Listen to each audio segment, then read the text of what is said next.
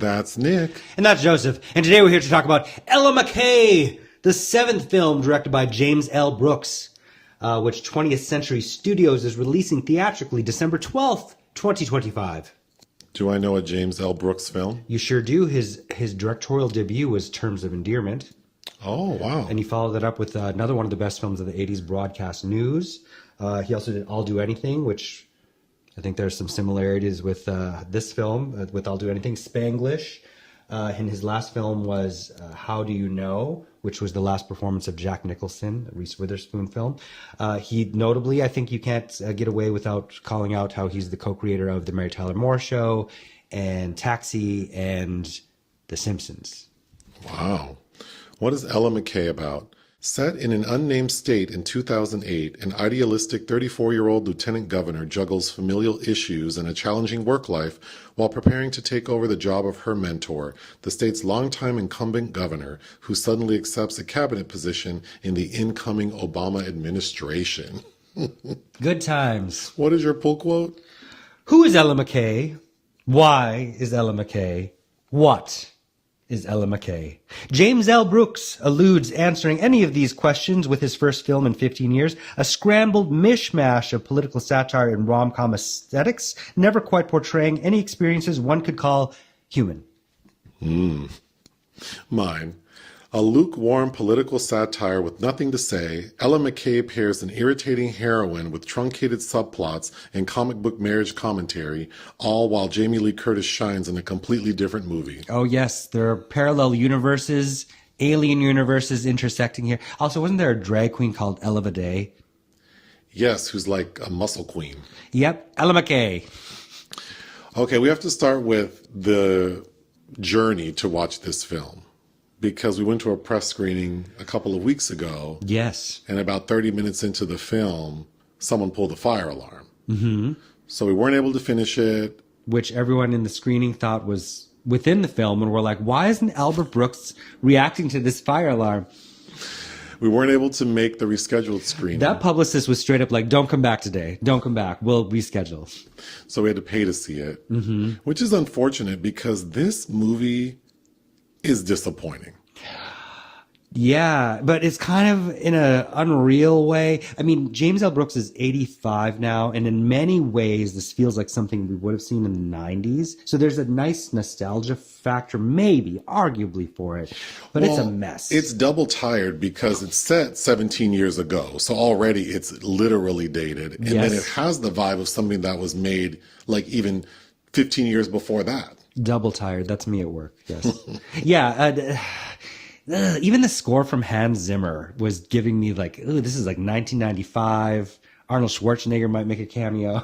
Ella McCay is portrayed by Emma Mackey. Yes. Who you know from that terrible Kenneth Branagh film, Death on the Nile. She's also in a more decent adaptation this year called Hot Milk. She's British, French. All I could see looking at her was Margot Robbie. She's Margot Robbie, Lillian Hathaway, a lot of Barbara Steele, like Barbara Steele in the 60s. I liked her. I like her like too. The actor. Not this performance or character, but I did like the actor. I don't think it's her fault. No. This story is ridiculous, but basically it's about this 34-year-old woman who's currently lieutenant governor of an unnamed state, when one day her boss, the governor, tells her, listen, I think the incoming administration is going to make me part of the cabinet. And if that happens, you're instantly going to become governor. So fingers crossed. And that, of course, was Albert Brooks from Broadcast News. Okay, an aspect of this film that is pleasant but also really confusing / unnecessary to me is the narration. Okay, so yes, Marge Simpson herself, Julie Kavner, who is a delight to see. She is a delight to see as her character, the chief of staff. Estelle. Ella McCay's chief of staff. But she's ever present within the movie doing things. So then to hear her narrate everything seems like unnecessary. It'd be like Joan Cusack also narrating Working Girl. Like, why would you do that? But the story mainly takes place over the course of 3 days, as we're told by the narrator. So when the governor tells Ella that she's probably going to be governor in the coming days, she starts panicking because we find out that she's being harassed by a reporter who has found out that Ella and her husband have been using a government-owned apartment to have sex during her lunch break. And that would be considered misuse of government property. So this reporter is saying, basically blackmailing her. Like, if you don't give me special access to your administration, I'm going to air you out. Okay, Ella's husband is named Ryan, played by Jack Lowden, who we reviewed playing Siegfried Sassoon, who's also Scottish. So you have this central couple in American politics that interesting. Okay. He turns out to be a dirtbag, and this is when it's important to understand how the film starts. It starts when Ella is 16, so in the 90s. And we see that her parents are having marital problems because her dad, who is portrayed by Woody Harrelson and is married to Rebecca Hall, which is the oddest pairing. Yes. Not only because of appearances, but because Rebecca Hall is approaching this character, or the characterization is quite earnest. Well, she's a victim. She's a victim who's dealing with this philandering husband. But then Woody Harrelson feels like he's in a comedy. Which this is a comedy, but it's not very funny. Is it? A diseased comedy. So Ella comes from a broken family, and there's tragedy. She has a younger brother, but her mother dies shortly after the scandal of her dad. Because we find out that the dad was like a hospital administrator and was forced to resign because of inappropriate conduct with several female employees. So her parents move to California while she stays in whatever unnamed state she's in, living with her aunt, portrayed by Jamie Lee Curtis. Helen. So we flash back to modern day, 2008. And I guess we're supposed to assume that Ella's marital problems might be related to the fact that she witnessed her parents' own marital problems, but the film doesn't do any work to connect any dots. And if, as the audience, I felt like I'm trying to connect dots, but they really don't make sense. Right. Especially because it should be called Ella McCay's Family, not Ella McCay. For the amount of time we spend on all these characters, it doesn't amount to anything. We're going to get to it, but just to wrap up the basic story, I would say the central plot line is that Ella's husband is an opportunist. But is he psychic? Like, how would he have known he'd ever be in this seat? That is really what bothers me about this characterization, and we'll get to it. But he basically sabotages his wife and says, if you don't give me a prominent position in your cabinet, I'm going to divorce you, tell everyone it was your fault, and I'm going to say that the bribe money I gave this reporter, I'm going to say it's from you. We also learn that the reporter knew about their sexual escapades because Ryan, the husband, told him. Yes. And the way they explain it is so stupid. Like, well, the reporter just asked me, he saw us coming out of the apartment, and he asked me what were we doing. And what was I going to tell him? We were in there talking? Yes. Yeah. Fool. Yes, stupid. You don't admit to crimes in front of people or on video. So Ella says, fine, divorce me. So he immediately, while she's in a cabinet meeting and everyone has turned in their phones, he does a news conference and says, yeah, your new governor is divorcing me, and she tried to bribe a reporter to not air out her inappropriate conduct. So now there's a huge scandal, and on the third day of her being governor, all of the state's leadership meet her to basically tell her, you either need to resign, because if you don't, we're going to censure you. And so you'll just be a lame duck governor for the rest of your term, which is like 14 months. And then she agrees to resign. But part of her resigning is that throughout the film, she keeps talking about this bill she's trying to get passed called the Mom's Bill, which is supposed to help with daycare and food and education.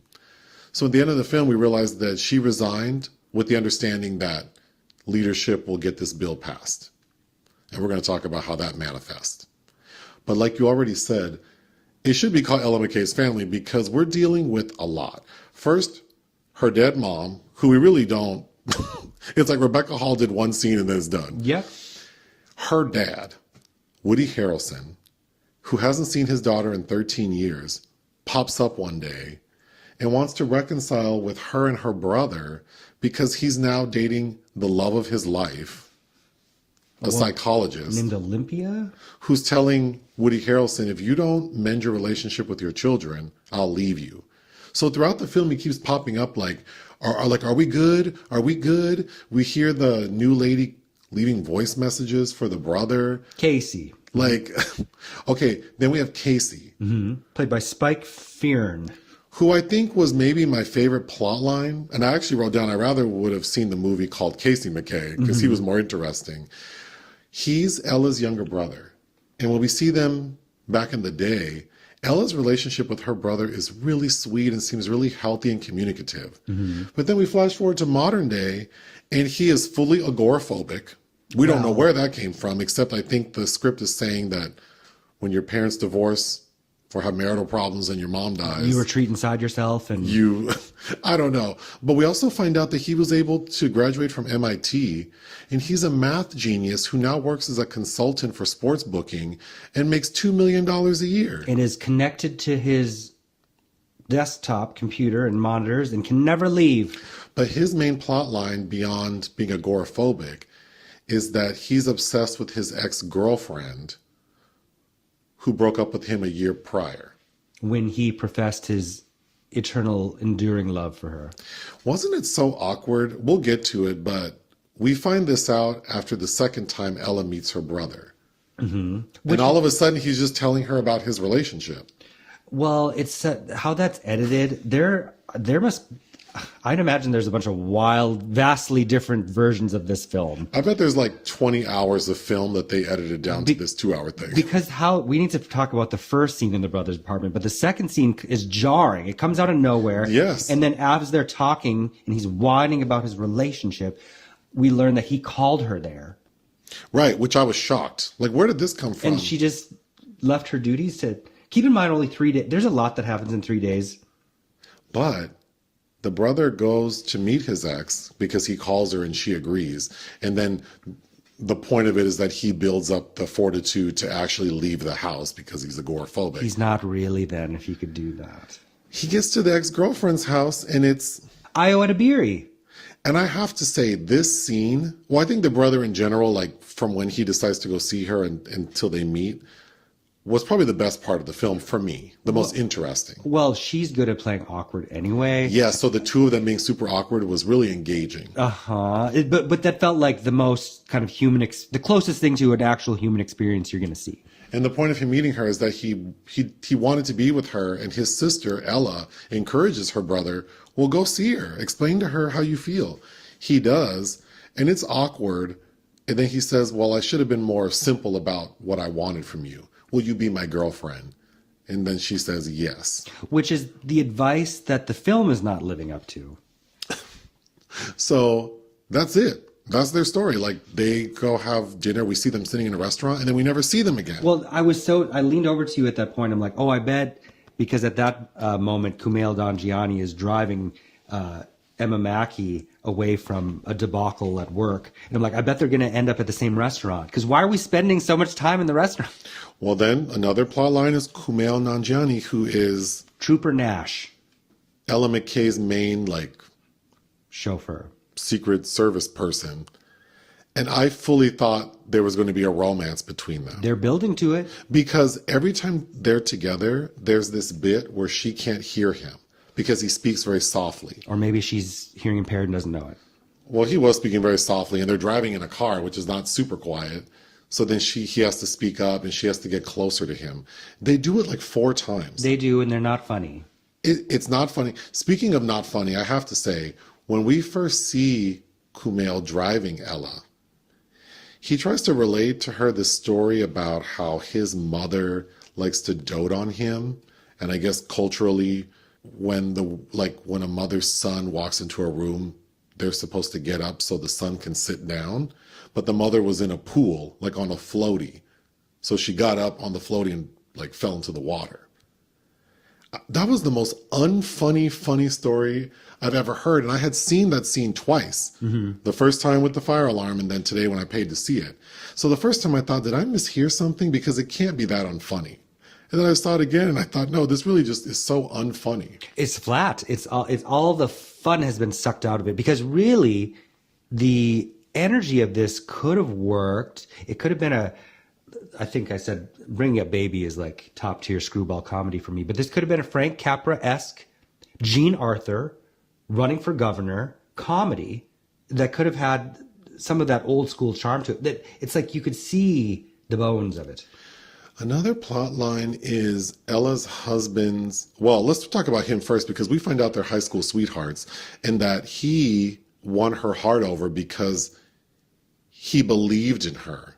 But the film doesn't do any work to explain what did he believe in. Well, it's just that it's like I guess in the very lazy sense, she just needed a supportive father, masculine father figure to support her. I mean, if you're really trying to stretch and find purpose in that, yeah. Again, I think James L. Brooks is an excellent director. I mean, you know, he adapted Larry McMurtry's novel for that Shirley MacLaine performance. But you brought up a good point as we discussed this right after we saw it, is like this Ella McCay would seem like a lot different person if a woman had directed this. Oh, yeah. I'm getting so off topic, but I also feel like this movie, I feel like I'm going to get bad comments. Like if Tyler Perry had to make a movie with white characters. I thought, well, because I told you on the drive home, I was thinking, my mind, especially because how we saw it was interesting, because I was hopeful for the first half hour. The setup was interesting. Mm-hmm. So on the ride home, I was thinking, my mind kept wanting to say this was a more elegant, sophisticated version of She the People, which I believe is now called Miss Governor, that Tyler Perry. Miss Governess. But then I'm like, why? Because they're white. Because this is definitely not, this is at the same exact level as that Tyler Perry series, actually. Yeah. Then I thought, oh, if Tyler Perry adapted a Colleen Hoover book, that's what this movie feels like. But a Who Perry production. Well, because the reason the Colleen Hoover reference is because Ella's husband, Ryan, is toxic. But it just doesn't make any sense. Like their trajectory, it feels like he's just initially kind of a great guy who just sees this smart young lady and has fallen for her, because we see that while she went off to college, he stayed home so his brother could go to college, which I didn't understand because his parents appear to have money because they own this chain of pizza shops. You had to stay back and make pizza. So I don't know why they needed their other son to not go to college to help them at their pizza shop. They own multiple. But anyway, you know, shredding cheese is hard. We see that he visits her every weekend in college and they end up getting married. But his family, so his mom and dad, the mom in particular, is a henpecker. Yeah, and she basically is the one who encourages her son to use Ella for his personal gain. I just don't even understand that villainous component to that character. This is 3 days. 3 days she's been in that position, and you've waited this long to be with this woman. You've been with her this whole time, and you don't have the fortitude to see how far you can get for your dirty deeds done dirt cheap, how they might play out for you if you just have some patience. My God. Also, we get no insight into how she became lieutenant governor. We're just told that she was the third youngest lieutenant governor of this unnamed state. And wasn't Albert Brooks tells her like nobody can stand her ass? And it's like, but didn't she get elected? Like, oh, we're going to get to that. Okay. But lastly, another character is Aunt Helen, Jamie Lee Curtis, who is the sister of Woody Harrelson. And she is like the surrogate mom to Ella. In fact, when Ella's parents moved to California, it is Aunt Helen who Ella lived with to finish high school. You could have cut all of Jamie Lee's scenes. While I really like Jamie Lee Curtis. I do too, but all of those scenes are a different movie. Well, she's giving her character in Freakier Friday. She's kind of serving the thing she always serves, because I do like her. I do too. But I don't think she's in the right movie. I agree, because if you spliced out all of her, if you vivisected this film and took all of her out and put her in a different short film, the vibe of this film would change. She's the sounding board for Ella. So yes. Ella goes to her Aunt Helen twice to get advice about this sexual scandal. And in the media, over the course of the 2 days it's in the news, Ella's nickname is Little Miss Nooner because she's having sex at lunch. But yeah, she consorts with her aunt, who kind of gives her advice she doesn't want to hear. But then in the very end, which we'll get to, Ella makes a comment that, I'm going to do what I've always known was right, whatever Aunt Helen says. Where did that sentiment come from? I didn't get that sense from the entire movie that you really trusted your Aunt Helen's advice. Maybe that was an embroidered doily out of shot. But Okay, just going through my notes. You already mentioned this, but we see Ella's inauguration as governor, and it's made clear that no one likes her. She's told by the governor, people don't like you. You're a great person because you care about the people, but you don't know how to play in this game of politics. Like, you can't just keep bothering people. And this is where I think the biggest mistake comes because, like you already said, the first 30 minutes, like when we first tried to watch the movie, it was promising because while I thought she was a little annoying, she was cute. But then it becomes grating. It's like, oh, I can see why people don't like you. Well, she doesn't listen. It's like she doesn't read the room. No, and then she's not very kind to her staff. Yes, but as in respecting their time. I agree. We need to comment more upon that. But Terry J. Vaughn in Miss Governess, I mean, she has, granted it's a series, so there's better chance for an arc. But she's constantly that character and that performer is constantly reading the room and trying to make more of an effort. Ella McCay, she's kind of obnoxious. She's obnoxious. She's putting people to sleep at the inauguration and then some staff meeting. Board meeting, staff meeting. Well, they were bored at this staff. They were bored at the staff meeting. But yes, then there's a sequence where she goes to visit her brother. That's my next note is we get her seeing her brother for the first time because he didn't show up to her inauguration. And that's when we find out that he's holed up in this like basement apartment and is agoraphobic. And she accidentally, which again, I feel like anyone else could have made this funnier, but she ends up accidentally drinking a drink that contains cannabis and eating a cookie that contains cannabis. So now she's supposed to be super high. She's double tired. But it's not even funny. She's just there kind of talking too much. All the while, she spends the night at her brother's house with her security detail just waiting outside. Because she can't let those people see her high, even though she could just say she's tired and keep her mouth shut and get home to her bed. And they're supposed to swap out the security detail because I don't know what the messaging is of this movie because it feels like, I mean, I wrote down it's a lukewarm political satire because it is commenting on a lot of things, but barely. Because we get the one state trooper who's working with Kumail, who gives this long, stupid story about how he needs money to be with his kids, and so he really needs overtime. And Kumail's like, we can't get overtime approved right now because of the economy. So we need to let the people... It's 2008. Because it's 2008, so we need to let someone relieve us. But that other trooper sort of finagles approval for overtime. So these two spend the entire afternoon, evening, and overnight in this vehicle outside of Ella McCay's brother's house while she's inside being the most boring high person you've ever seen. Oh my God. That scene seemed to drag on forever. So they stay the night there and she comes out and chews their asses out for getting overtime because protocol was that they should have been switched out for somebody else. But it's like, let's back up a second. Your dumbass got high. You are already in the middle of a sex scandal in your first day in office. And you are choosing to put, you know that even if it's not those two, other humans are waiting outside all night long while you sit your ass at your brother's house. I don't know. I didn't like that. I didn't like it either. That wasn't part of the conversation that she would have the fortitude to also bring up. She then gets back to her office and tells her assistant, Estelle, to call a staff meeting. So as she's getting ready for her staff meeting, her husband barges in and is telling her, you disrespected me. You already didn't thank me in your inauguration speech. So I've come up with a way for you to make it up to me.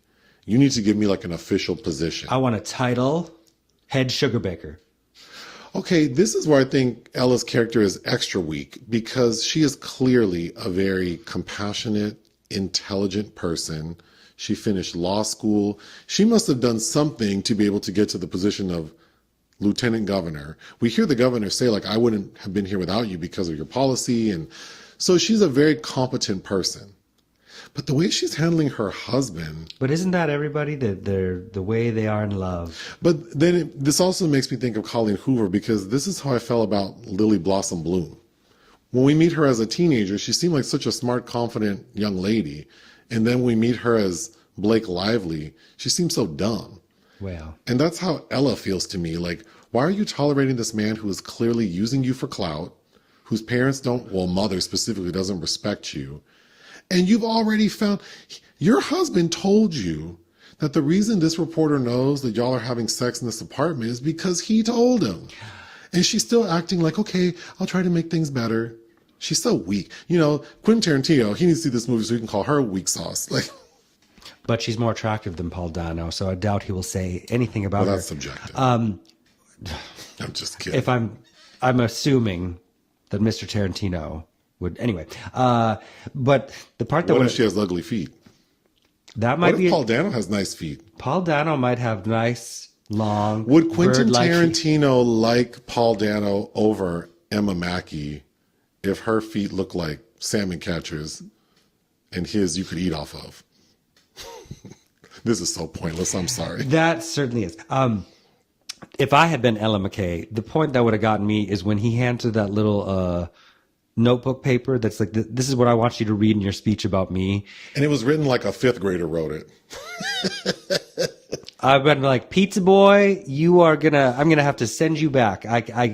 This is not working for me. So he basically says, if you don't do what I said, I'm gonna not only divorce you, but it's gonna be messy. And she goes, fine, then bye. And then shows up. So then this was getting back to her not respecting her staff. She shows up to the meeting late. She yells at her staff, and then they spend hours.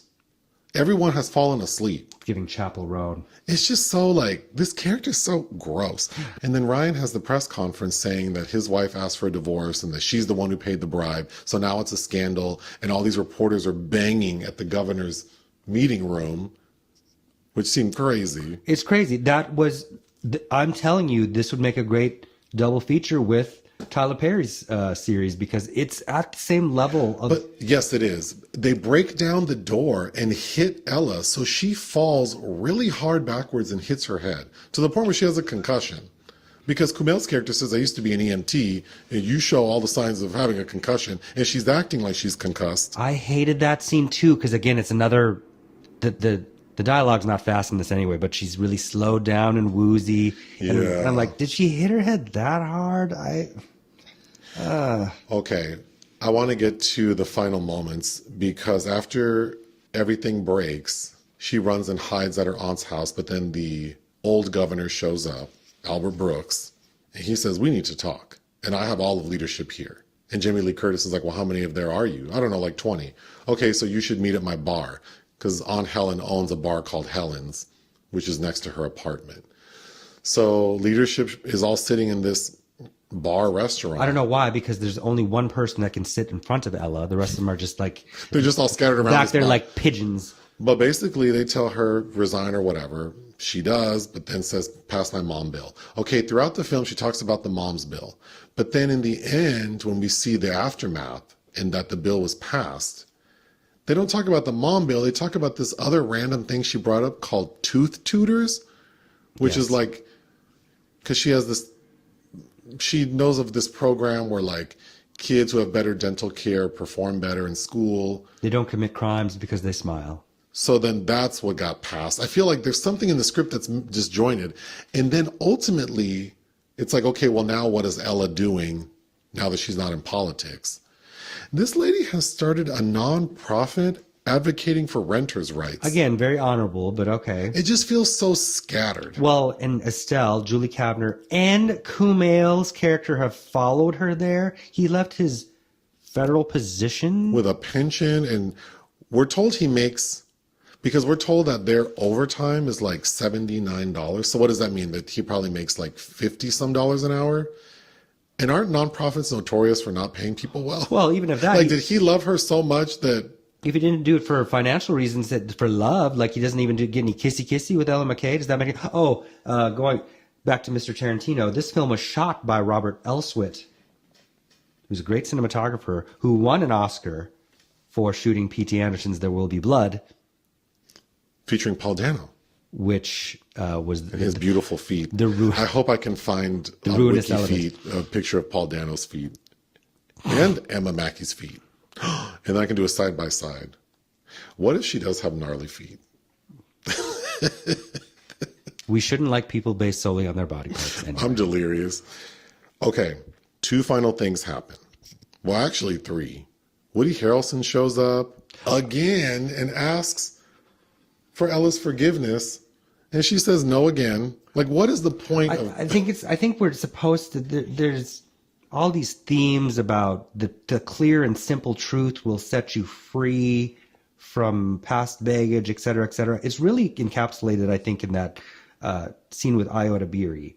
Simpler is best, and let's be honest about what we're feeling, and then everything... Because that seems to be where all these family members' hang-ups lies, because they're all avoiding dealing with how they really feel. I don't know.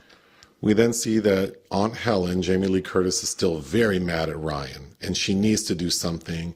Then we get a scene, because earlier in the film, Aunt Helen was telling Ella, you need to just scream. Like the Janet Jackson, Michael Jackson duet. Classic. You just need to let it out. You're so pent up with all this anxiety. This is why you're struggling. You need to scream. And so then we think she's going to scream and she doesn't, which I'm like, okay, great. But in the end, she does scream. And that was so uncomfortable. It felt so forced.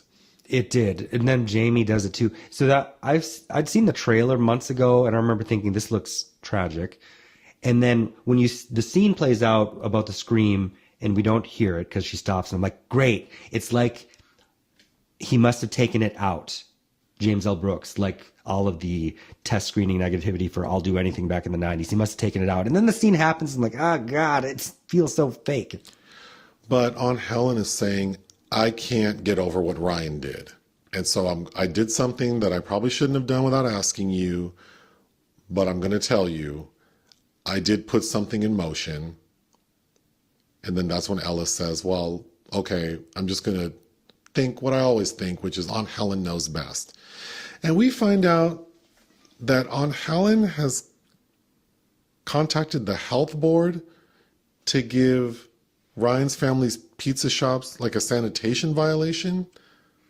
I don't know how that worked, if they were actually like violating anything, and then somehow knew that he would try to like argue with the cops, I guess. Well, or I don't know if she thought it would just embarrass him. Well, he does. He gets himself arrested, but the way he reacts, though, also just it doesn't add up. That it doesn't add up. A character like Ella McCay, a man that acts like that when being confronted with something that could very well be a mistake, you don't know. A man that acts like that would have exhibited that kind of behavior over and over again throughout the years, and you stayed with him. It doesn't make sense.